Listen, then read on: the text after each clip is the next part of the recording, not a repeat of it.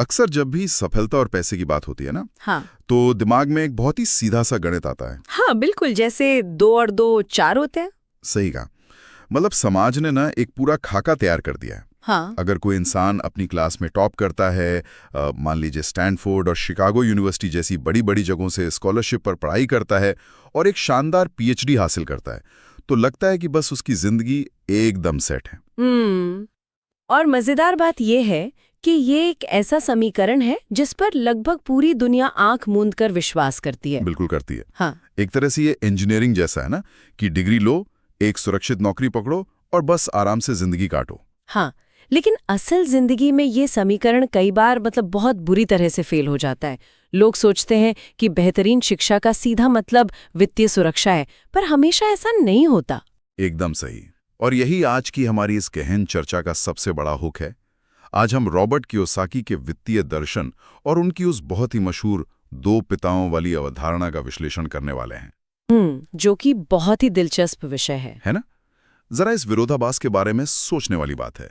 एक पिता जो अत्यधिक शिक्षित है, पीएचडी होल्डर है, लेकिन अपनी पूरी जिंदगी पैसों की तंगी से जूझता रहता है और अंत में अपने पीछे सिर्फ कर्ज का पहाड़ छोड़कर जाता है। हाँ, और वहीं दूसरी तरफ एक दूसरा पिता है जिसने शायद 8वीं कक्षा के बाद स्कूल का मुंह तक नहीं देखा, लेकिन वो हवाई द्वीप का सबसे अमीर इंसान बन जाता है और अपने परिवार के लिए करोड़ों की संपत्ति छोड़कर जाता है। सच में ये बहुत बड़ा कॉन्ट्रास्ट है। बिल्कुल। तो आज हमारा मिशन यही है कि हम इस स्रोत सामग्री से उन अचूक सिद्धांतों को डिकोड करें जो बताते हैं कि असली संपत्ति क्या है, रैट रेस क्या होती है और कैसे कोई भी व्यक्ति पैसे के लिए काम करने के बजाय पैसे से अपने लिए काम करवा सकता है। देखिए, यहाँ जो बात सबसे ज्यादा सोचने पर मजबूर करती है ना, वो ये है कि इन दोनों पिताओं के बीच का ये जो भारी अंतर था, वो उनकी आमदनी का नहीं था। अच्छा, तो फिर किस चीज का था? ये पूरी तरह से उनकी मानसिकता का अंतर था। इस पूरे दर्शन का केंद्र बिंदु ये है कि पैसा ना कोई भौतिक वस्तु नहीं है, ये सिर्फ एक विचार है। एक विचार। हाँ, उदाहरण के लिए स्रोत में बताया गया है कि जब भी कोई महंगी चीज खरीदनी होती थी, तो जो गरीब पिता थे उनकी आदत थी तुरंत ये कह देने की कि मैं इसे नहीं खरीद सकता। हाँ, और मैंने पढ़ा है कि अमीर पिता इस वाक्य के इस्तेमाल से सख्त चिढ़ते थे। बिल्कुल, उनका कहना था कि इसके बजाय ये सवाल पूछना चाहिए, मैं इसे कैसे खरीद सकता हूँ। लेकिन सुनने में तो ये सिर्फ शब्दों का हेरफेर लगता है। मतलब इसके पीछे का विज्ञान क्या है? सिर्फ एक वाक्य बदलने से क्या हो जाएगा? अगर हम इसके पीछे की न्यूरोलॉजी और मनोविज्ञान को गहराई से देखें तो इसका असर बहुत ही गहरा होता है। जब कोई कहता है कि मैं इसे नहीं खरीद सकता, तो उसका दिमाग ना एकदम काम करना बंद कर देता है। अच्छा, मतलब शट डाउन हो जाता है। हाँ, एक तरह से दिमाग को एक कमांड मिल जाती है कि अब इस विषय पर सोचने की जरूरत ही नहीं है, बस बात खत्म हो गई। लेकिन जब सवाल पूछा जाता है, मैं इसे कैसे खरीद सकता हूँ, तो दिमाग समाधान खोजने के लिए मजबूर हो जाता है। ये एक दिमागी कसरत है। अरे वाह! ये केवल किसी महंगी कार या घर को हासिल करने की बात नहीं है, बल्कि अपने दिमाग को लगातार सक्रिय रखने की बात है, क्योंकि हमारा दिमाग ही हमारी सबसे बड़ी पूंजी है। अमीर लोग सिर्फ पैसे के लिए काम नहीं करते, वे अवसरों का आविष्कार करते हैं। अवसरों का आविष्कार, ये बात सुनते ही ना मुझे उस 9 साल के बच्चे वाले किस्से की याद आ गई जो किताब में है। वो टूथपेस्ट वाला किस्सा। हाँ बिल्कुल। लेखक और उनके दोस्त माइक ने बचपन में पैसे बनाने का अपना पहला, मतलब जिसे हम व्यावसायिक उद्यम कह सकते हैं, वो शुरू किया था। और वो कहानी सच में बहुत ही दिलचस्प है। हाँ, वो तो है। उन दोनों बच्चों ने आस पड़ोस से इस्तेमाल किए गए टूथपेस्ट के खाली ट्यूब इकट्ठे करने शुरू कर दिए। अब आज के जमाने में तो ट्यूब प्लास्टिक के होते हैं, पर उस जमाने में ये शीशे के यानी लेड के बने होते थे। उन्होंने एक आग जलाई, उन ट्यूबों को पिघलाया, प्लास्टर ऑफ पेरिस के सांचे बनाए और सचमुच के सिक्के ढालने की कोशिश की। मतलब लिटरली निकल बना रहे थे वो। हाँ, और देखा जाए तो तकनीकी रूप से वो बच्चे जालसाजी कर रहे थे, मतलब गैर कानूनी तरीके से पैसे छाप रहे थे। बिल्कुल। लेकिन उस कहानी में अमीर पिता की जो प्रतिक्रिया थी ना, वो सबसे ज्यादा ध्यान देने लायक है। जब बच्चों के माता पिता ने उन्हें ये सब करते हुए पकड़ा, तो अमीर पिता ने उन बच्चों को डांटने के बजाय मुस्कुराकर देखा। हाँ, उन्होंने पुलिस नहीं बुलाई? बिल्कुल नहीं। उनके लिए ये कोई अपराध नहीं था, बल्कि ये एक बहुत बड़ा सबक था। उन्होंने देखा कि उन बच्चों ने पैसे के लिए किसी और के यहाँ काम करने के बजाय खुद पैसे बनाने की पहल की थी। ये तो एक तरह की एल्केमी या कीमिया थी। वे बच्चे सचमुच कूड़े को या शीशे को सोने में बदलने की कोशिश कर रहे थे। हाँ, एक रूपक के तौर पर ये बहुत सटीक है। वे बच्चे उन अवसरों को देख पा रहे थे जिन्हें बाकी दुनिया कूड़ा समझकर अनदेखा कर रही थी। लेकिन यहाँ एक बहुत ही गंभीर सवाल खड़ा होता है।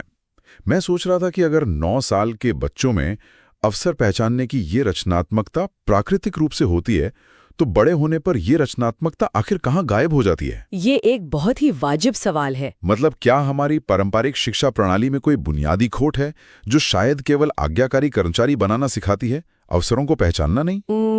देखिए, स्रोत सामग्री के अनुसार ये खोट बहुत ही गहराई में बसा हुआ है।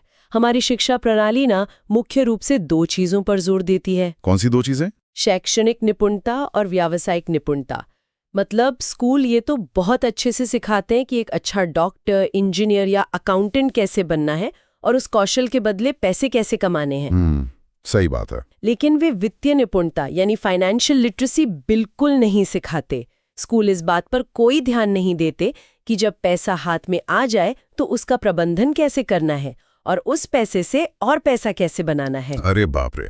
और शायद इसीलिए हम अक्सर देखते हैं कि बहुत ही स्मार्ट, हमेशा ए ग्रेड लाने वाले पेशेवर लोग भी जीवन भर आर्थिक संघर्ष करते रहते हैं। बिल्कुल। उनका पूरा जीवन ना एक ऐसे चक्र में फंस जाता है जिसे बहुत ही मशहूर तरीके से चूहा दौड़ या रैट रेस कहा गया है। Rat race. हाँ, ये शब्द सुनते ही दिमाग में एक पहिए पर दौड़ते हुए चूहे की तस्वीर बन जाती है, जो दौड़ तो पूरी ताकत से रहा है, पसीना भी बहा रहा है, लेकिन पहुंच कहीं नहीं रहा है। एकदम सही तस्वीर है ये। और इस चूहा दौड़ के पीछे ना कोई बाहरी ताकत नहीं है, ये इंसान का अपना मानवीय मनोविज्ञान है। मनोविज्ञान कैसे? देखिए, यह दौड़ मुख्य रूप से 2 बहुत ही शक्तिशाली मानवीय भावनाओं से संचालित होती है, डर और लालच। यह एक ऐसा चक्र है जिसे समझना वित्तीय स्वतंत्रता के लिए सबसे ज्यादा जरूरी है। सबसे पहले आता है डर, पैसा न होने का डर। ये वो डर है जो इंसान को सुबह अलार्म बजते ही बिस्तर से उठने और काम पर जाने के लिए मजबूर करता है। हाँ, बिल ना चुका पाने का डर, समाज में पीछे छूट जाने का डर। बिल्कुल। और फिर जब महीने के अंत में उन्हें तनख्वाह मिलती है तो दूसरी भावना तुरंत हावी हो जाती है, लालच। हाँ, लालच, या जिसे हम इच्छा भी कह सकते हैं। पैसा हाथ में आते ही इंसान का दिमाग उन सुख सुविधाओं की एक लंबी सूची बनाने लगता है जो वो उस पैसे से खरीद सकता है। जैसे एक बड़ा स्मार्ट टीवी, छुट्टियों पर जाने का प्लान या नई कार। बिल्कुल। और यहीं से वो खतरनाक पैटर्न स्थापित हो जाता है। सुबह उठना, काम पे जाना, कमाना, खर्चे बढ़ाना, फिर से खाली हाथ हो जाना और फिर काम पे जाना। ये एक ऐसा लूप है जिसमें इंसान अज्ञानता के कारण अपनी भावनाओं को अपने दिमाग पर हावी होने देता है। इस स्थिति को समझाने के लिए ना स्रोत में एक बहुत ही बेहतरीन सादृश्य दिया गया है, एक गधे और गाजर का। हाँ, वो बहुत ही सटीक एनालॉजी है। मतलब सोचिए, एक गधा है और उसका मालिक एक छड़ी के सहारे गधे के मुंह के ठीक सामने एक गाजर लटका देता है। गधे को लगता है कि अगर वो बस 2 कदम और आगे बढ़ेगा तो उसे वो मीठी गाजर मिल जाएगी। लेकिन असल में गाजर तो उसके साथ साथ आगे बढ़ रही होती है। बिल्कुल। गधा पूरी जिंदगी उस गाजर के भ्रम में भागता रहता है और फायदा सिर्फ मालिक का होता है, जिसकी मंजिल कट रही है। इंसान भी उसी गधे की तरह पैसे रूपी गाजर के भ्रम में भागता रहता है। और यहाँ एक बात जो बहुत कम लोग समझते हैं ना, वो ये है कि सिर्फ गरीब या मध्यम वर्गीय नहीं, बल्कि कई बार अमीर लोग भी इस डर से मुक्त नहीं हो पाते। अमीर लोग भी, क्योंकि उन्हें अपनी दौलत खोने का डर सताने लगता है। वे बस उस एक गाजर के पीछे भागने के बजाय बहुत सारी गाजरें इकट्ठी कर लेते हैं, लेकिन उनकी भाग दौड़ कभी खत्म नहीं होती। लेकिन एक मिनट, यहाँ मैं थोड़ा पुशबैक देना चाहूंगा। हाँ, बताइए। जब किसी व्यक्ति को अपनी नौकरी में प्रमोशन मिलता है, उसकी तनख्वाह एकदम से बढ़ जाती है, तो समाज में तो इसे एक बहुत बड़ी उपलब्धि माना जाता है ना, लोग बधाइयां देते हैं। तो क्या वो प्रमोशन, वो बढ़ी हुई आमदनी भी सिर्फ उस गधे के सामने एक बड़ी गाजर लटकाने जैसा ही है? मैं पूरी तरह से सहमत हूँ, और यही वित्तीय अज्ञानता का सबसे बड़ा जाल है। जब किसी का प्रमोशन होता है तो वह केवल अपनी आमदनी नहीं बढ़ा रहा होता है। फिर क्या होता है? आमतौर पर होता ये है कि लोग अपनी बढ़ी हुई आमदनी के साथ तुरंत अपना जीवन स्तर भी बढ़ा लेते हैं। अगर पहले वे छोटी कार चलाते थे तो अब वे एक बड़ी एसयूवी फाइनेंस करवा लेते हैं। हाँ, अगर छोटे अपार्टमेंट में रहते थे तो अब बड़ा घर लोन पे ले लेते हैं। एकदम सही। यानी वे सिर्फ अपनी आमदनी नहीं बढ़ा रहे हैं, बल्कि अपने दायित्व या लायबिलिटीज और अपने खर्चे भी बढ़ा रहे हैं। वेतन बढ़ने का सीधा सा मतलब ये होता है कि अब वे एक बड़े और ज्यादा महंगे पहिए पर दौड़ रहे हैं, लेकिन हैं वे उसी चूहा दौड़ में। वाह, तो अगर डर और लालच इस चूहा दौड़ का कारण है, तो इस जाल से बाहर निकलने का तार्किक उपाय क्या है? कोई इस लूप को कैसे तोड़ सकता है? इस लूप को तोड़ने का इकलौता हथियार है वित्तीय साक्षरता। और यहाँ इसका मतलब सिर्फ मोटिवेशनल किताबें पढ़ना नहीं है, बल्कि शब्दों के बजाय संख्याओं को पढ़ना है। अमीर पिता का एक बहुत ही स्पष्ट सिद्धांत था, जिसे वे किस सिद्धांत कहते थे? Keep it simple stupid. हाँ, चीजों को इतना आसान रखो कि एक बच्चा भी समझ सके। बिल्कुल। और वो नियम इतना सरल है कि कोई भी अकाउंटेंट शायद उसे देखकर अपना माथा पीट ले। अच्छा, ऐसा क्या उसमें? यह किसी भी इंसान को संपत्ति यानी एसेट और दायित्व यानी लाइबिलिटी के बीच का असली अंतर पता होना चाहिए। अमीर पिता की परिभाषा बहुत ही सीधी थी। संपत्ति वो है जो आपकी जेब में पैसा डालती है और दायित्व वो है जो आपकी जेब से पैसा निकालता है। बस। मतलब कोई जटिल बैलेंस शीट या फाइनेंस के भारी भरकम शब्द नहीं। बिल्कुल नहीं। लेकिन इसी परिभाषा के कारण ये पूरी थ्योरी वित्तीय दुनिया में बहुत विवादास्पद भी बन गई है, क्योंकि इस नियम को जब हम अपनी रोजमर्रा की जिंदगी पर लागू करते हैं तो वो सच्चाई सामने आती है जिसे लोग बिल्कुल मानना नहीं चाहते। हाँ, मैं समझ रही हूँ आप किस तरफ इशारा कर रहे हैं। कि अपना खुद का घर एक संपत्ति नहीं है। ओहो, ये तो सच में एक ऐसा विचार है जो हमारे पूरे सामाजिक ढांचे पर सीधा प्रहार करता है ना? मध्यम वर्गीय परिवारों में हमेशा यही सिखाया जाता है कि अपना घर सबसे बड़ा निवेश है। लोग जीवन भर की जमा पूंजी एक घर में लगा देते हैं, लेकिन अमीर पिता के अनुसार वो घर एक बहुत बड़ा दायित्व है। अगर हम इसे कैश फ्लो पैटर्न के जरिए समझे ना, तो ये कड़वी सच्चाई एकदम शीशे की तरह साफ हो जाती है। जब कोई व्यक्ति एक बड़ा घर खरीदता है तो उसके साथ एक बड़ा मॉर्गेज या होम लोन जुड़ जाता है। वो लोन अगले 20 या 30 साल तक चलेगा। हाँ। इसके अलावा उस घर का प्रॉपर्टी टैक्स, उसकी मरम्मत, रंग रोगन, उसका बीमा, ये सब हर महीने उस व्यक्ति के बैंक खाते से पैसा बाहर निकाल रहा है। तो हमारी सरल परिभाषा के अनुसार अगर कोई चीज जेब से पैसा निकाल रही है तो वो एसेट कैसे हो सकती है? सही बात है, वो एक बहुत बड़ी लायबिलिटी है। इसे हम ना एक बाल्टी और नल के सादृश्य से बहुत अच्छे से समझ सकते हैं। अच्छा, वो कैसे? मान लीजिए आमदनी एक पानी का नल है, दायित्व एक छेद वाली बाल्टी की तरह है और संपत्ति एक ऐसे पाइप की तरह है जो और पानी लेकर आता है। दिलचस्प है। अब मध्यम वर्ग क्या करता है? जब नल से पानी तेज आने लगता है, मतलब आमदनी बढ़ती है, तो वो एक बहुत बड़ी बाल्टी यानी एक बड़ा घर खरीद लेते हैं। उन्हें लगता है कि ये बहुत बड़ी सफलता है। हाँ, पानी हमेशा रिश्ता रहता है। और मजे की बात यह है कि उस बाल्टी में जो सबसे बड़े छेद होते हैं उन्हें ही समाज सफलता के प्रतीक मानता है। अगर हम कैश फ्लो पैटर्न को देखें तो गरीब व्यक्ति का पैटर्न क्या होता है? वो जो भी कमाता है वो सीधा बुनियादी खर्चों में चला जाता है। और मध्यम वर्ग वो है जो लाइबिलिटीज खरीदता है, लेकिन ये भ्रम पालता है कि वे एसेट्स हैं।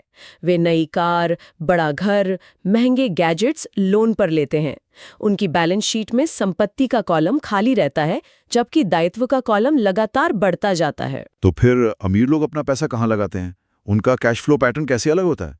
अमीर लोग अपना पूरा ध्यान वास्तविक संपत्तियां खरीदने पर लगाते हैं।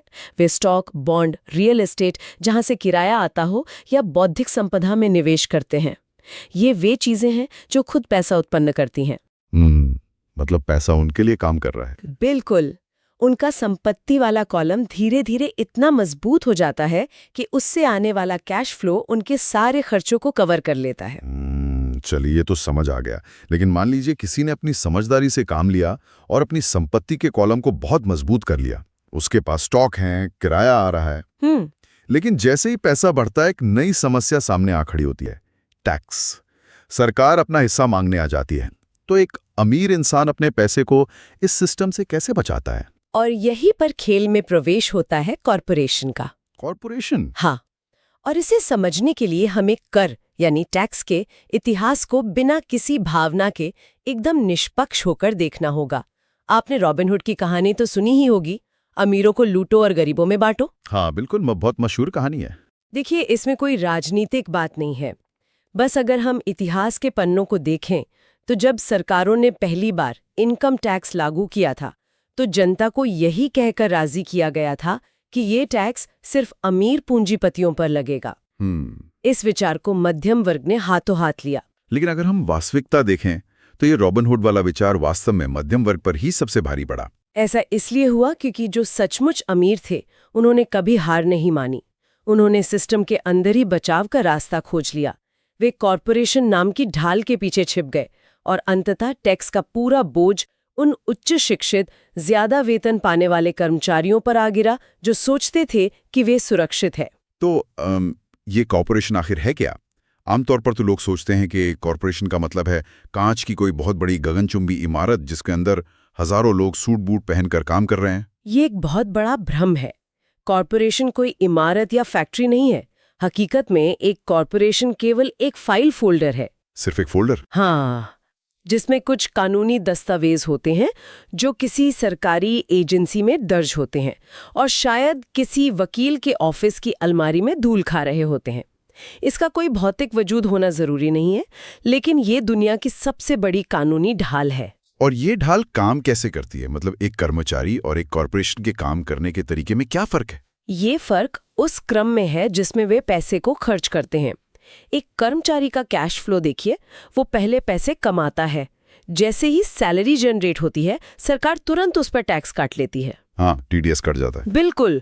और फिर टैक्स कटने के बाद जो पैसा बचता है, कर्मचारी को उसी में अपना घर चलाना होता है। यानी क्रम है कमाना, फिर टैक्स चुकाना और फिर बचे हुए पैसे पे खर्च करना। एकदम सही।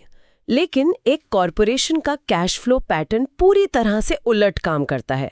कॉरपोरेशन पहले पैसे कमाता है, फिर वह जितना संभव हो सके उतना पैसा अपने व्यापारिक खर्चों के नाम पर खर्च करता है, जैसे कि हवाई में होने वाली मीटिंग्स, कारें, रेस्टोरेंट के बिल। अरे वाह! सरकार चाहती है कि व्यापार बढ़े, इसलिए वो इन खर्चों की अनुमति देती है और इन सारे खर्चों को घटाने के बाद जो थोड़ा बहुत पैसा बचता है, कॉरपोरेशन केवल उसी बचे हुए हिस्से पर टैक्स चुकाता है। ये तो सच में दिमाग घुमा देने वाली बात है। तो क्या इसका मतलब ये है कि वित्तीय साक्षरता केवल अकाउंटिंग तक सीमित नहीं है, बल्कि ये निवेश, बाजार और कानून का एक चतुर संयोजन है, जिसके बिना एक अकेला इंसान सिस्टम के सामने हमेशा घाटे में ही रहेगा? आपने बिल्कुल सटीक निष्कर्ष निकाला है। इसी मिश्रण को वित्तीय IQ कहा जाता है। ये 4 तकनीकी दक्षताओं से मिलकर बनता है। पहला, अकाउंटिंग यानी कैश फ्लो को पढ़ना। दूसरा, निवेश यानी पैसे से पैसा बनाने का विज्ञान। तीसरा, बाजार की समझ।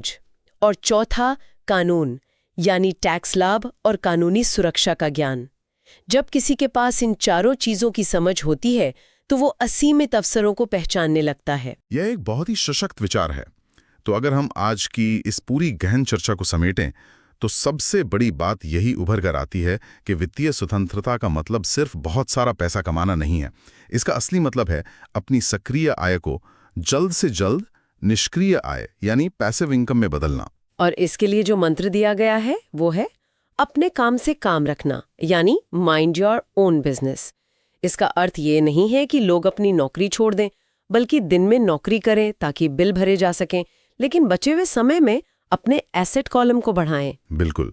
और जिस दिन उस संपत्ति वाले कॉलम से आने वाली आय मासिक खर्चों से अधिक हो जाती है, इंसान वास्तव में उस चूहा दौड़ से आजाद हो जाता है। एकदम सही। इस चर्चा को खत्म करने से पहले एक ऐसा विचार है जो स्रोत सामग्री में मौजूद है और इस पूरे दर्शन का सार है। वो है जाने माने आविष्कारक बकमिंस्टर फुलर द्वारा दी गई दौलत की परिभाषा। वो बहुत ही गहरी परिभाषा है ना? हाँ। हम आमतौर पर दौलत को इस बात से नापते हैं कि बैंक में कितना पैसा है, लेकिन फुलर के अनुसार दौलत को पैसों में नहीं बल्कि समय में मापा जाता है। हाँ, समय में। उनकी परिभाषा बहुत ही मारक है। अगर कोई इंसान आज काम करना बंद कर दे तो वो अपने वर्तमान जीवन स्तर के साथ कितने दिनों तक जीवित रह सकता है? ये सच में किसी को भी आईना दिखा सकता है, क्योंकि अगर आमदनी का एकमात्र साधन नौकरी है तो काम बंद करते ही दिनों की संख्या 0 हो जाती है। असली दौलत वास्तव में बचे हुए दिनों की संख्या है। तो ये सोचने का विषय है कि क्या हम भी उस अत्यधिक शिक्षित लेकिन हमेशा आर्थिक तंगी से जूझने वाले पिता की तरह केवल अगले पेचेक के भरोसे जिंदगी काट रहे हैं, या फिर हम उस दूसरे पिता की तरह अपने लिए ऐसा सिस्टम बना रहे हैं जहां पैसा हमारे लिए काम करे। ये चुनाव पूरी तरह से हमारे हाथों में है। आज की इस गहन चर्चा में बस इतना ही। सीखते रहिए और उन चीजों पर ध्यान दीजिए जो वाकई आपकी जेब में मूल्य